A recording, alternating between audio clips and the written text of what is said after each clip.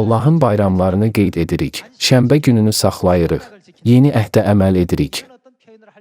Bunu deyəndə təəccüblənib düşünürük. Bu həqiqət nə qədər dəyərlidir ki, Allah öz canını qurban versin, hətta ən çox sevdiyi övladlarına çatdırmaq üçün qanını töksün.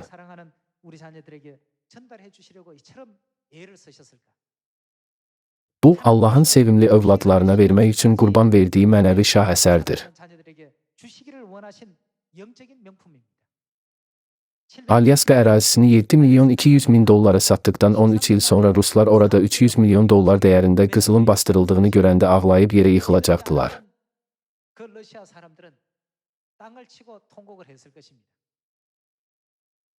Şənbə gününün, Pasxa bayramının və ya 3 fəsildə 7 bayramın dəyərini tam anlamayan insanlar şənbə gününü qorumaq nə qədər dəyərlidir, deyə düşünə bilərlər.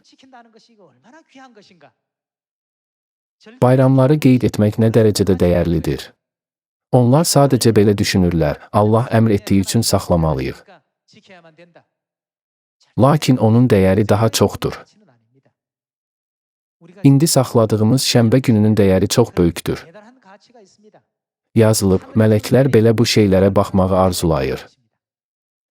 Bunu düşünərkən soruşmalıyıq, niyə Allah qanını tökərək bizə bu dəyərli həqiqəti verməyə çalışdı? Biz hər şənbə kilsəyə getməklə kifayətlənməməliyik. Yeni əhdə bundan daha çox dəyər var. Əgər onun əsl dəyərini anlamasaq, şənbə gününü, Pasxa bayramını, bayramları və yeni əhdi saymayacağıq. Bu qədər vacibdirmi? Şeytan mənəvi vasvasa pıçıldayır. Lakin həqiqəti bizdən almaq üçün şeytanın pis planları var. Allah nə dedi?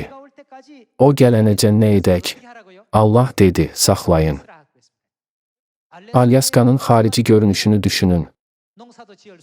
Onu əkmək olmaz. Orada yaşamaq olmur. Dəyərsiz görünə bilər. Çünki hər şey içəridə gizlidir.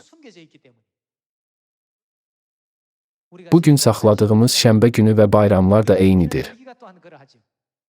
Eyni şey Allah son dövrdə ikinci dəfə bədəndə bu dünyaya gələndə bizə öyrətdiyi yeni əhdin həqiqəti ilə də doğrudur. Çünki görünənlər gəldi gedər, görünməyənlərsə əbədidir. Yazıldığı nə qədər dəyərlidir. Dəyər əbədidir. Sözlə təsvir edilməz, deyilmi? Müqəddəs kitab bizə həqiqəti öyrədən Allahın sözüdür. Bu, həqiqət kitabıdır. Heç vaxt dəyərsiz bir şeyi dəyərli bir şey kimi təqdim etməklə bizi aldatmır.